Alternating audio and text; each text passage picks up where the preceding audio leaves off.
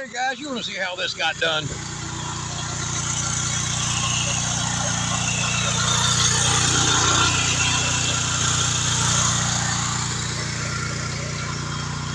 Yeah, I did that. You better watch the whole video. It ain't made for doing this, but listen. Stay tuned.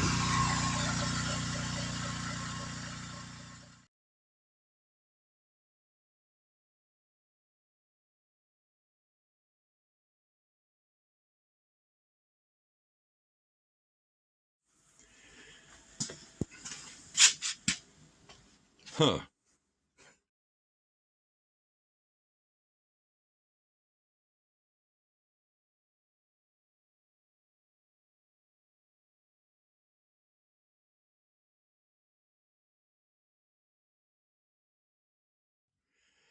Hey guys, I got a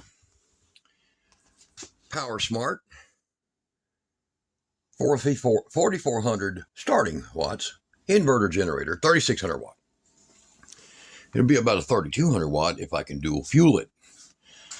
I have a natural gas and LP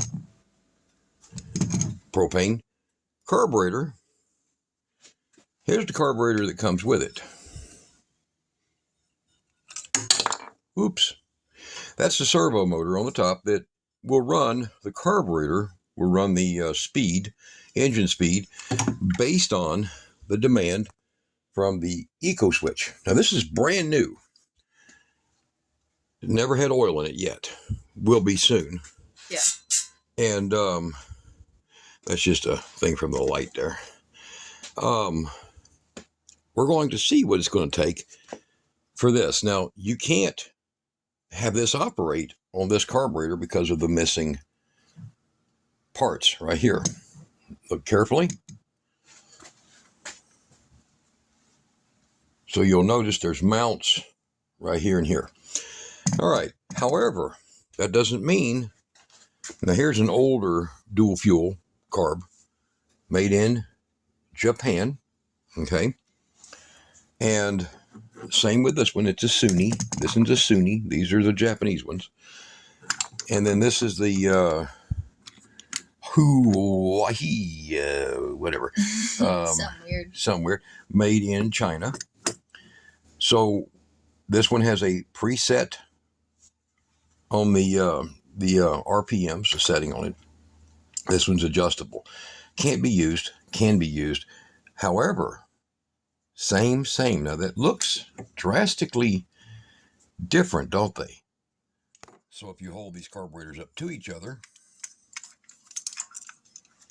you will see they look the same. The same. Yeah. All the same. Same height, same build, same everything. Float. Everything. Now, this carburetor has the air mixture, and with it, you can put a pin or needle through it, and it will be basically pass through right here. This one has it blocked, but it really don't matter. It's going to be blocked when you put this in it anyhow. You see where the hole's drilled here? You see this part of the casting? It's also made for a propane edition. However, these people don't seem to want to make a propane one that's this size.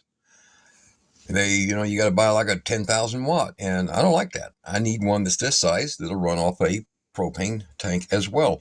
Right now, we have 4 or 5 different generators, and only 2 of them run off of dual fuel. And we need one that's this size for an RV that will run off dual fuel. Now, you can't mount this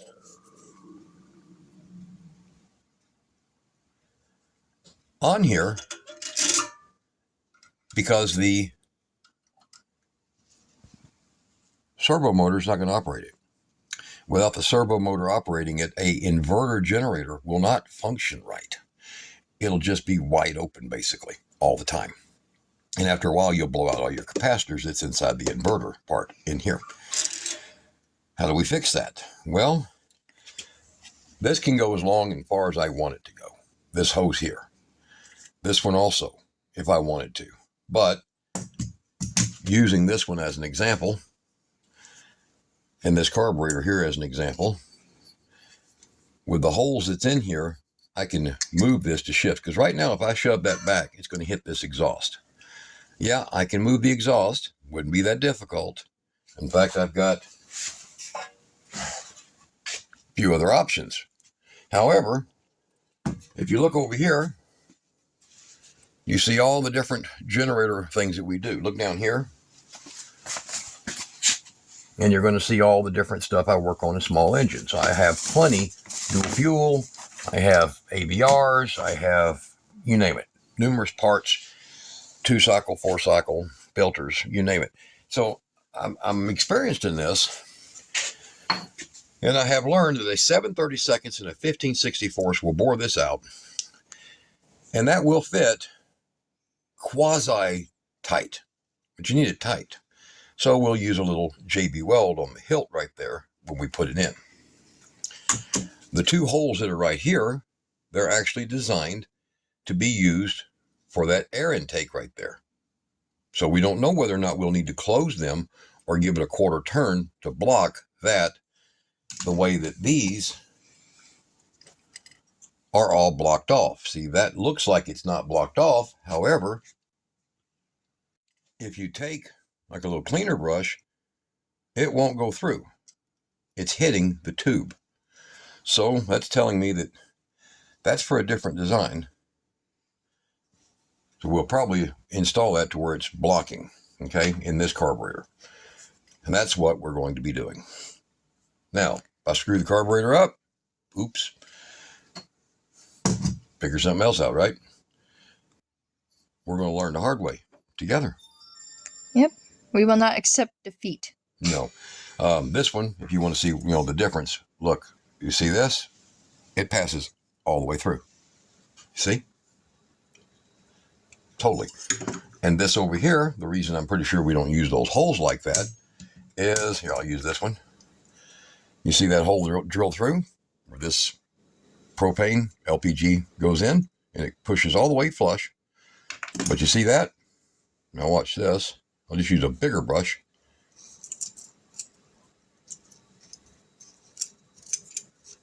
Kind of sort of goes all the way through.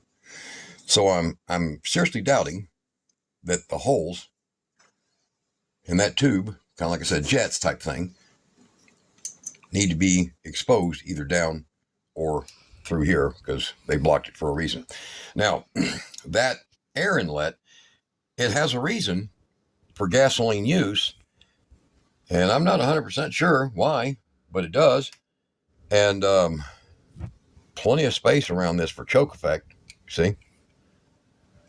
So I'm not sure why. The same way with this one. If it has a problem, though, this is a compression fit or a friction fit, and we can turn it one way or another if we have to adjust it. It's not a big deal. Just have to do it before we decide to pull it back a little bit and put a little JB weld around this, because a 15/64 bit might be just a hair, and I mean that literal, well, about a 32nd of a hair. Too big.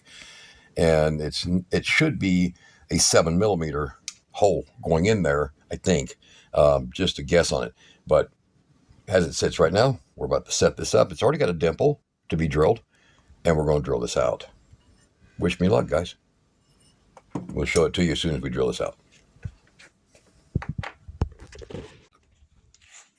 Okay, what kind of moron takes a brand new carburetor, brand new, that's never been used on a generator like that,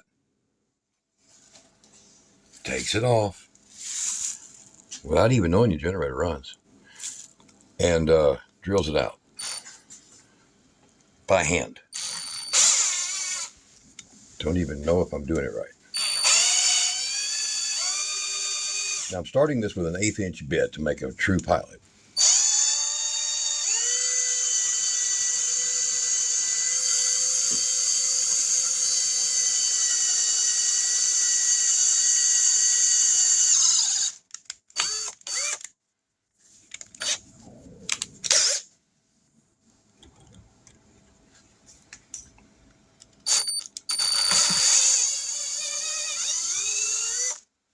Okay. Let's see if we made a hole all the way through there. Yeah, maybe getting close. Take my small little tiny brush here. Yes, I will blow this out with air when I'm done. And I don't see that we've gone all the way through yet.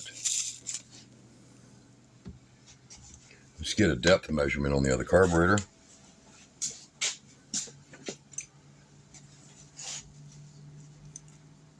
Looks like I got a pretty good sized void. So even if I shoot through just a little, it's not going to really hit anything. All right.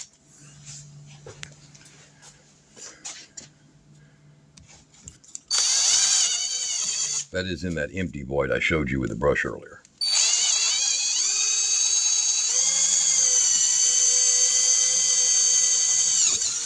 There we go. I'd say, without a doubt, that's all the way through. All right, we're going to enlarge to a 7/32 jobber bit. I haven't even tried my 15/64. It's even sharp enough to do this. But the one thing for certain, if you don't try, you don't know, right? Okay. Most people doing videos have already a complete conclusion on what they're doing before they do it. I have a tendency not to be that way.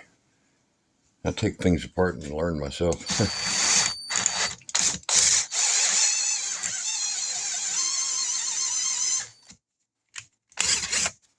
See here for straightness. Come back this way a little.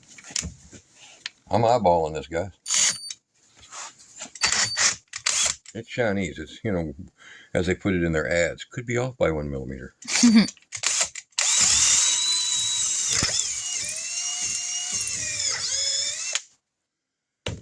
Do a little feeler gauging.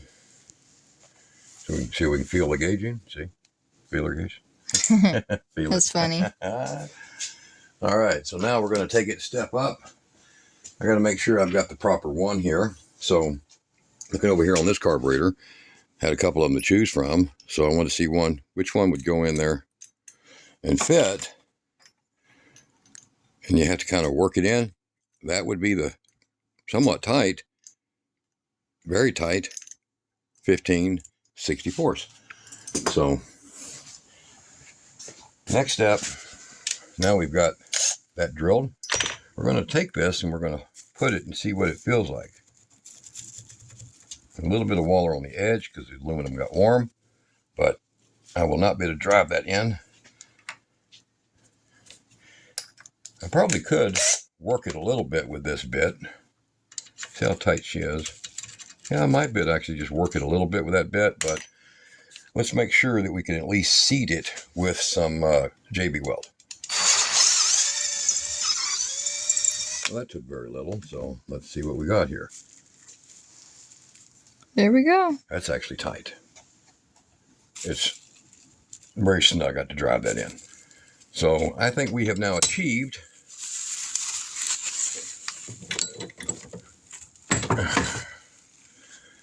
a tap. And I'm going to show you what the inside of this looks like and the inside of this looks like. So there's all my aluminum pilings.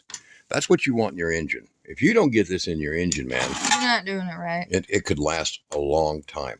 And we don't want that. And don't worry. I'm going to put that in the parts cleaner and chill out.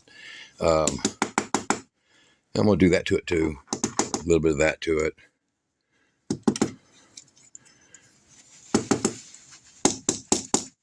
Get all the parts out. I will run a little dog pile inside there and clean it out. So we'll be good. All right. So now we have what looks like that version. We're making more sense? Mm-hmm. Okay. And I'm not going to, well, this kind of really sticks in there good. I'm not going to insert this into there fully, but I'm going to show you by putting it into that far what it starts to look like inside. So you'll see the hole right there. And I'll pull that loose here. And using probably a Phillips because it won't fit. Using a, like I said, using a little small flat screwdriver, you'll see how it's going to come out about right there and be the draft port for the gas. the liquid or the propane gas. Propane, yeah. And on this one, you will see the same thing with it sticking past. You see right there. So what happens is the draft suction of the carburetor, the vacuum, will cause this valve to open and allow the gas to go through, regulated, into the engine. The more the draft, more RPMs back here set, the more throttle, the more it will draft, the more fuel it will get. LPGs have a little slow response time, but they have 90% of the power. So this 3600 will be a 3280, say, on LPG. And it might be actually truly 3600 because it's an inverter generator. I haven't tried this yet. That's probably why they don't do a lot of inverter generators. Who knows? But just like this, the choke should work fine as it does on the other. So we're going to be working next on the bowl and setting these pieces up. There you go. So now we just have to get a better example of that one. That's a used one, which we will remove from this one as we start and continue this process. It's a shame they do not have a throttle controlled model for these. It's a damn shame. Well, they're about to. They're going to have one now. All right, we'll be back in just a minute, guys. It's going to be a long video.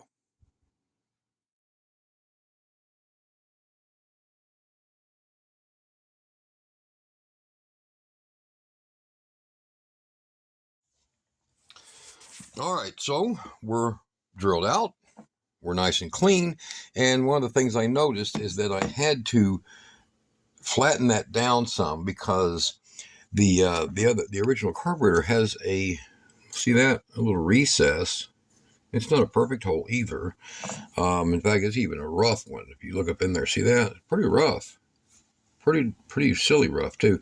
So I went ahead and got that one down to the same profile, so that to make sure this goes all the way in, far enough in. Now this goes in pretty seriously tight, so I am going to still put the JB weld where it goes in and enters, and then right before it seats, I'll put a little bit around that and then seat it, because this one had a little bit of sealant on it when I pulled it out of there to check it originally for which direction these holes went. I have a needle that I'll push through there to make sure. Now, this air vent that's on here is closed off. That one right there, the little brass thing, it's closed off on all of the LPG combo carburetors, all of them. And the only thing going on with the carburetor is everything's identical. Everything is identical except for one thing. This one didn't have the hole. Now it does. So the way it works, the draft goes through, causes the valve to open, and allows the airflow or the gas flow to go through. So, all right, we're going to go ahead and get a little bit of JB weld mixed up. Not sure that's an absolute must-do thing, that you have the have it sealed like that, but I typically store a generator inside, and I don't like storing them with gasoline in them. But if I do, I want to make sure that that I have no problems with it. So we're going to use a little bit of that. That is the hardener, yep. And mix it up and just put it around that. So this 50-50 mix like you typically do with JB Weld. Make sure a little stone colored stuff here. And it's going to take a lot less than what I'm using on it, but okay. So we'll walk over here to the vise, so we can use the vise to do as a press, okay? Now, we'll get this out of the way. And we'll start out by making the alignment. I made a dash up here at the top, which proves to where the holes are going to be. Let's see here, just like that. And I'm going to get it in as far as I can with a few little taps. Get it to where it's getting past the holes, but there's the holes. You can see them down in there. If we get a light hole, see. You can see them down in there. That's those two holes. And we want to make sure that, if anything, they at least make it past the opening of inside the bowl. Because from the other ones, they're not required to be in the bowl. They actually go past that and seal right in here. So we want to make sure we achieve the same thing, okay?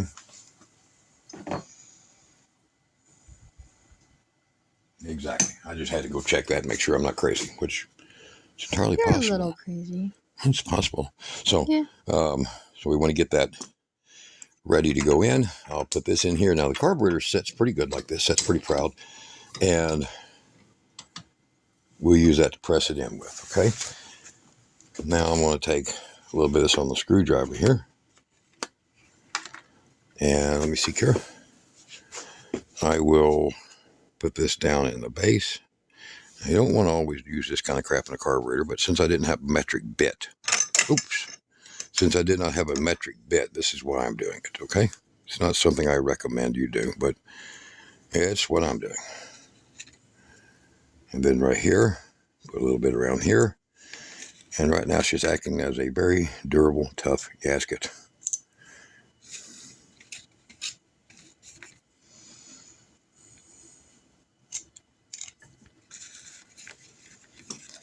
Almost have better luck with my fingers putting this stuff in. All right, there we go. Now we'll make sure they were perfectly squared. And I will get my tool here.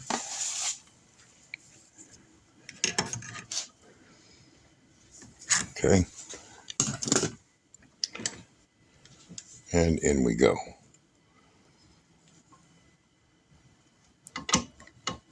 Okay. So we're pressed in. Good.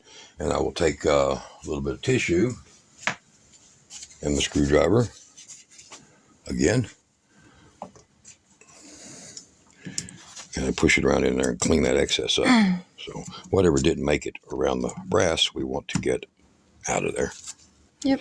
It's not necessarily. I've seen a lot of JB Weld inside carburetors welding up the ears for the float and things like that.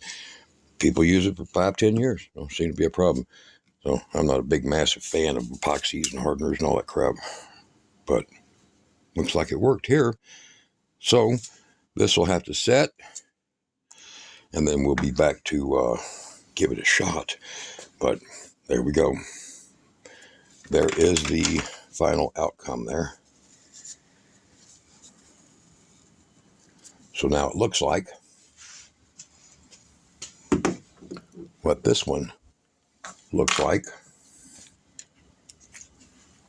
with the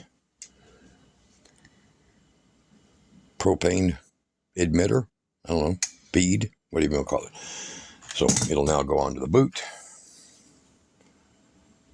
for the propane supply. The proof is in the pudding. We're going to be running this here in just a little bit. I'll be getting it back on, and I'll show you how I did that and get the idle control installed. The idle control is very finicky. It has a little spring in it, so be ready. We weren't, were we, Kira? And yeah, it jumped everywhere. Has a little plastic piece here, and then that thing here, you would think for some reason it's goofy. It actually just pushes down. It actually just pushes on the side down on that spring like that. That little bar. I don't know why. Really weird. So that's what we're working with, and at least that's how it came out. We don't know. Could be different, but that's what we're working with, and we'll get that back together. And if that's improper, I'll make sure I correct it. But take pictures of what you're doing instead of being like me, just flying by the seat of your pants. Yeah. And if that doesn't work, by the way, make sure we got that. Yep, goes through right there. If that don't work, we'll do it like the other carburetor, where we'll just plug that air jet off, because apparently it just doesn't need it. Apparently it's pulling in air from around the orifice right here, like my other carburetor does, and it doesn't need that little extra, that air jet and that air jet. It just needs the one. Okay, and to continue, we have the regulator mounted, and just using a hose, I'll show you here, off of a regulator. So here's the regulator, and I just took one of the hoses off of it, and so you'll have a 3/8 inch flare end on it, and using 2 fittings to basically join them 2 together. I have added a regulator. This one's a waste leftover, bad one. Now we're able to put gas to it. So let me give you a close-up here of what happened. All right, so the carburetor went back in using a piece of silicone fuel line hose. I went ahead and made the connections on both top and bottom. It's set for propane. Here is the primer button that is on these. So you'll see even on this one has fuel drain to the carburetor and things like that. Now, I can't guarantee this is going to be a first start or even a start, because guess what? I haven't done it. I don't even have oil in the engine here. Don't have gas in it up there either, but I don't have oil in the engine. And that's the first thing we're going to do. I have put this off for a while because health has been a problem and a lot of videos I ain't been doing. So now, this is one of those stake saver fittings. You can look underneath the video. I'll put a link to that. People have loved the hell out of them. Do not ever install this on the tank first. Install it on the regulator first and then screw the tank in. But we're going to hook that up. I'm going to get some oil in it because it has never had any. It is the Power Smart, and we don't know how accurate I have set that back into place. So that might have to be adjusted. But the plan is will it run? And we're going to find out. So I've got just dust and dirt, see? Just dust and dirt. It's been sitting. I got caught between a whole lot of projects and trying to finish financing off things. So we're going to get the oil in it. Ooh, that would make a mess. So there. Get the oil in it. I'm just using straight 30 weight. So we're going to get past the half quart mark, then we'll take a look at it. And I'll fast forward this up or just come back as soon as I get this thing topped off.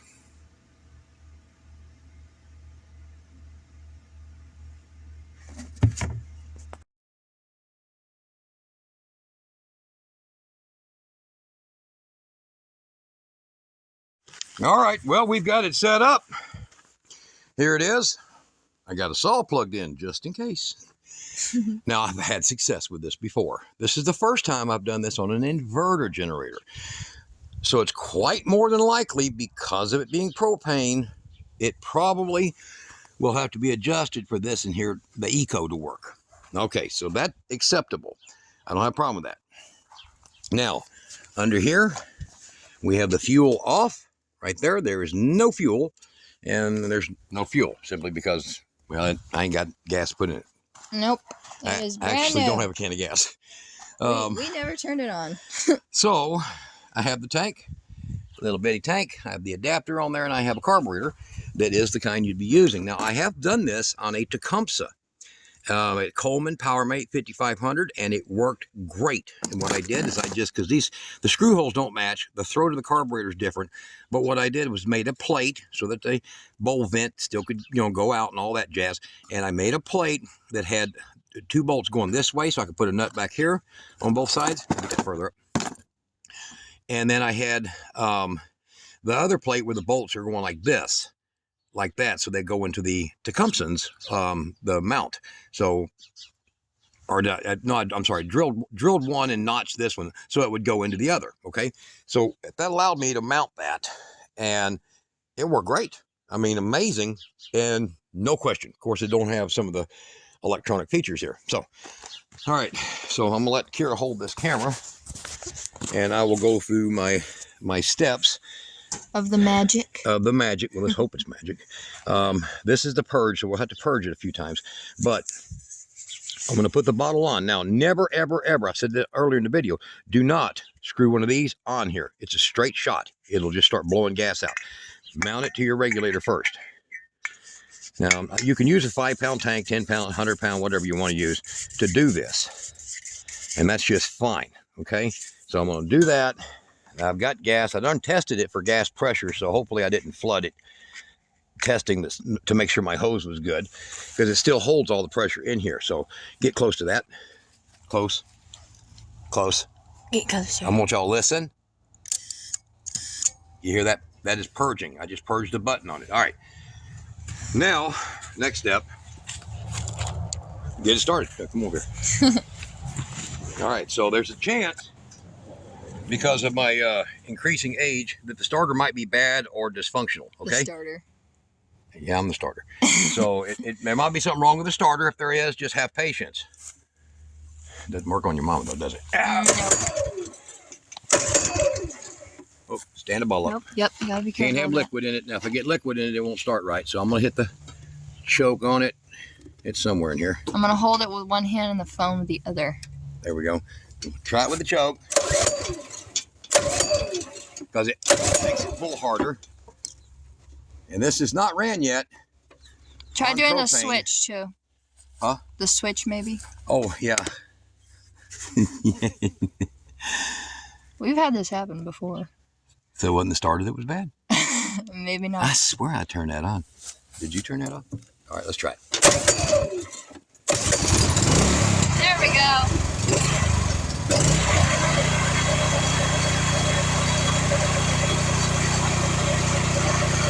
What we got? There you go. 125. 125 volts. Nice. All right. Now, I got a board here. And I have a saw. Saw's plugged in.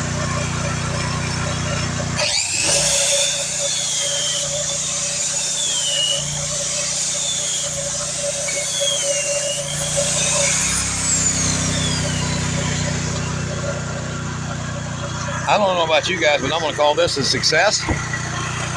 We can give this a try, but I've not had luck on the ones with the Eco, but we'll try it.